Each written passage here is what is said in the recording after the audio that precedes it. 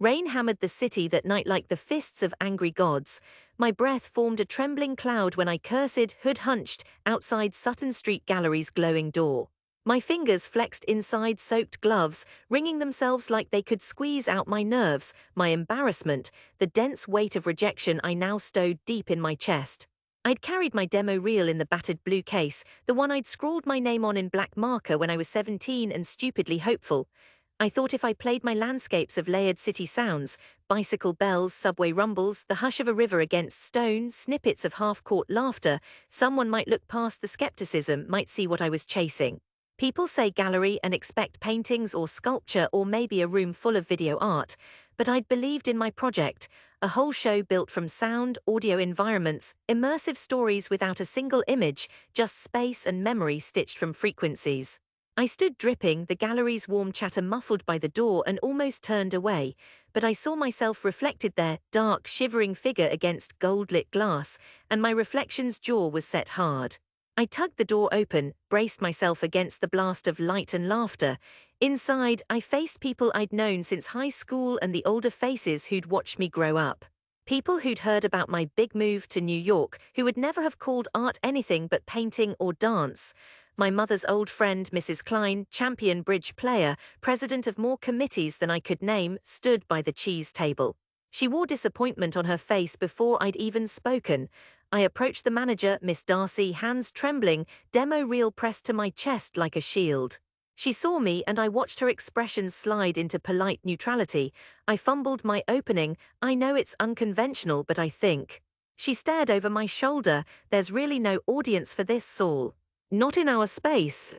I tried again. It's sound art. Imagine the city, every sound you can't see. I've mapped it. You walk through rooms and... She cut me off. Yes, but people come for paintings, sculpture. That's what our donors respond to. My cheeks blazed. I felt behind my mask of eager optimism the undercurrent of something sour, fear, humiliation, but also a hot, bright defiance. I didn't let myself look away. If you let me set up 5 minutes, let them just. She tilted her head. You're a good kid, Saul, really, but it's not realistic. Her tone landed like a stone in my gut. Not realistic. I heard the echo of my father, my sisters, the family who always said my obsession with noises was just pretending not to get a proper job, not realistic, like I was playing house, a child among adults making real choices. Even the space they made for me in conversation was a careful, affectionate absence, the subject everyone glided around. I murmured something, I'm not sure what, thanks, maybe, or some muffled apology. I moved through the crowds, not seeing their faces as much as the way their posture cooled, the way people edged away from me. I felt like noise, unwanted interference.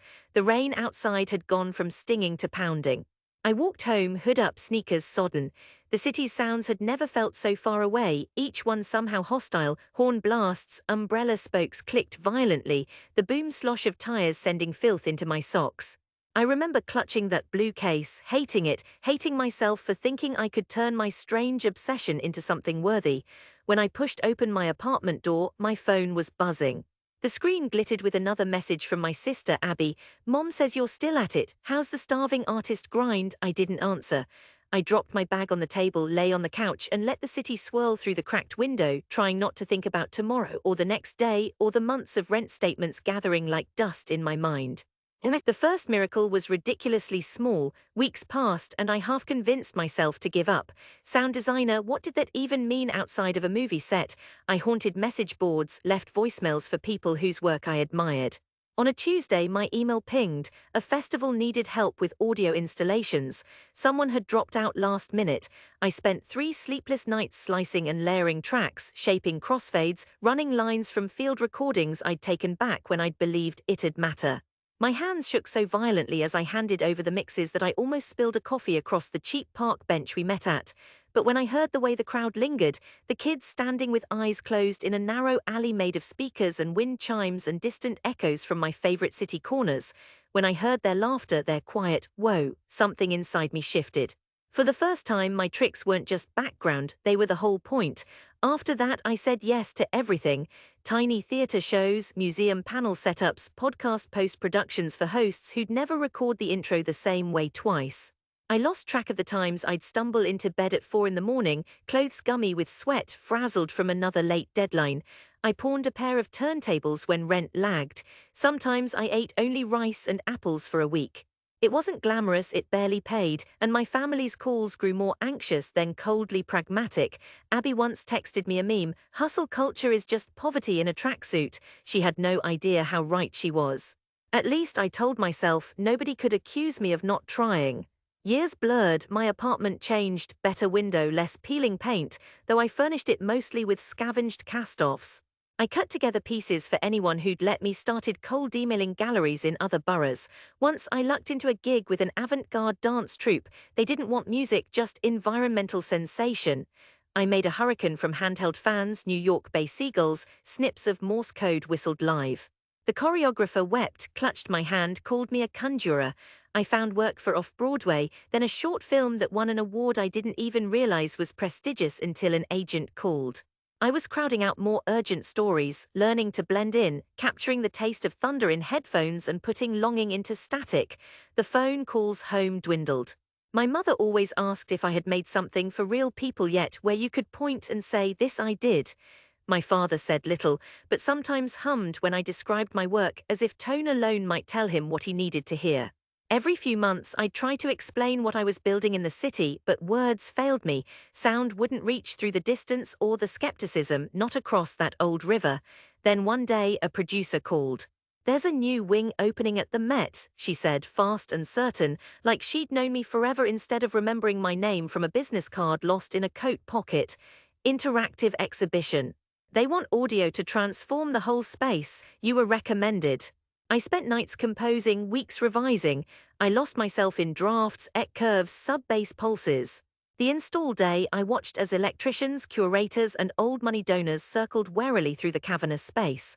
For 2 days I barely slept, tuning frequencies so they'd thread through stone corridors, spill out unevenly, pulling visitors through the arc of city and memory, grief and celebration. When the wing opened, crowds came, first for the food and photography, but soon whispers grew, people lingered, eyes closed as if guided. There were articles, people with real titles called it revelatory, a new era of sonic artistry. For a moment I believed them.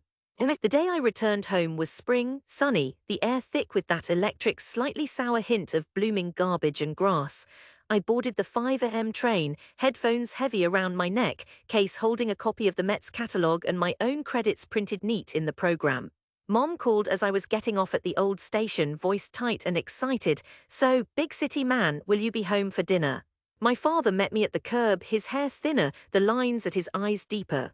His opening joke was almost painfully on the nose. "If you're here, does that mean New York ran out of noises to pay you for?" I grinned, nerves tangled hard in my gut, thought I'd try the competition out here. See if you folks could handle it. At the house, the old kitchen table held a spread, bagels, lox, strawberry shortcake. Abby was there with her husband and newborn, baby squirming pink and curious in a portable bassinet. Conversation skipped over my job at first, stuck on birthdays missed, elderly aunts, new neighbors. After the meal, Mom cornered me at the sink. "We're glad you're here, Saul," she said, voice gentler than I remembered. "We all read about that museum things, but your uncle's." There was a tension, old as any argument, hovering over her words. "He's always had strong opinions, just try not to take it to heart if he's skeptical." I nodded. I knew who she meant, Uncle Ronnie, the self-appointed judge of anything useful. He owned a tire shop, employed half the town, and believed in predictable careers. All through high school, he'd ribbed me affectionately about my future as an air traffic controller whenever I played with cassette decks at Thanksgiving. Later, after coffee, as I was clearing up, he pulled a folding chair close. "Your mom says you build sounds." His voice was half curious, half cynical. "Heard something on the radio about your name, maybe." I shrugged, hands still on a dish towel. "Yeah, I work in sound design, mostly for museums now, but I started with theaters." He nodded slowly, face unreadable. "That pays, people pay you for that." "It does, yes." "And actually I wanted to show you all something," I said, and my chest burned with the familiar fear. But not only fear, resigned defiance now, and something new, that hard little shard of confidence I'd sharpened over city years. I led them to the living room, asked Abby to cue up the recording from my phone. I set up a small Bluetooth speaker, explained nothing. "Just listen," I said. What played was 15 minutes of one piece from the Met. A soundscape layered with everything I'd ever loved about my city, the thunder and hush, laughter on stone, subway ghosts, songbirds in scaffolding. Voices, rendered intentionally abstract, bled through, rising and dissolving into the mesh of a city that only exists if you listen for it. The audio filled the tight room and the walls seemed to expand, growing to cathedral size. My mother closed her eyes, mouth slightly open. My father sat with hands folded, breath shallow. Abby began pacing, rocking her daughter on her hip. Uncle Ronnie stood, arms folded but his posture slackened. The baby cooed, and in the quietest section, even her sound folded into my piece, perfect and necessary. When the track ended, I waited. Each second felt stretched. Then Mom said, voice thin with emotion, "That's your father always said you have your own language." I think I understood that for the first time. Dad grinned, wet-eyed and sheepish. He reached for my hand, up until then a rare gesture. "Saul, when you said you wanted to work with noise, I didn't know. This is what you were after." I managed a nod. "Yeah, it's what I hear when I think of home. Or New York, or any place that matters." Abby wiped tears, laughing. "Of all the weird things you dragged me into as a kid, that was the one I didn't get. Until now, it's beautiful, Saul." Even Uncle Ronnie spoke, voice gentler than I'd ever known. "Hell, I figured you'd play us a jingle like from them TV commercials. But that, I felt like I was there. Maybe I just don't get art like you city people do, but that's something." I felt something settle in my chest, bittersweet and vast. All these years spent running, first from their doubts, then from my own, circling ever wider, chasing proof I barely believed myself. I'd thought success was the answer, thought a museum wing meant something. Maybe it did. But here in the cramped living room, sticky with cake crumbs and summer air, my work folded around these people who raised me, who doubted and feared for me, then let themselves be changed. I stayed the week.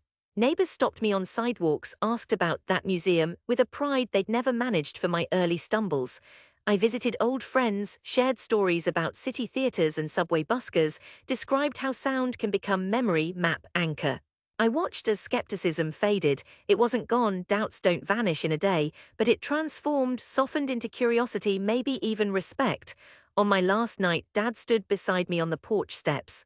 "You'll always be welcome back, Saul, no matter where your noise takes you." I listened, the chirr of insects, distant dog barking, wind scuffing across the field. I closed my eyes, feeling the shape and silence of home. When I returned to the city, I carried more than just that battered blue case.